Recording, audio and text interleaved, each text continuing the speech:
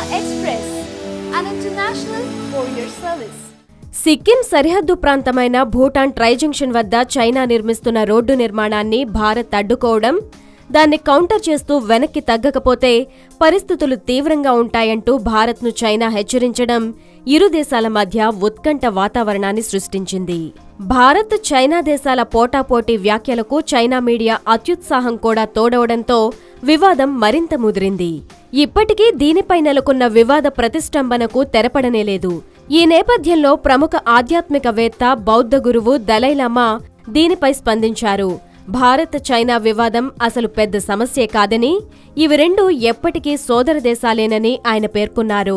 బుధవారం ఢిల్లీలో మీడియాతో మాట్లాడిన సందర్భంగా దలైలామా ఈ వ్యాఖ్యలు చేశారు. గతంలోనూ ఇలాంటి ఉద్రిక్త పరిస్థితులు ఏర్పడ్డ సమయంలో హిందీ, చీనీ భాయీ భాయీ అంటూ ఇరు దేశాలు సమస్యను పరిష్కరించుకున్నాయని గుర్తు చేశారు. ప్రస్తుతం భారత్ అనుసరిస్తున్న తీరుపై ఆయన హర్షం వ్యక్తం చేశారు.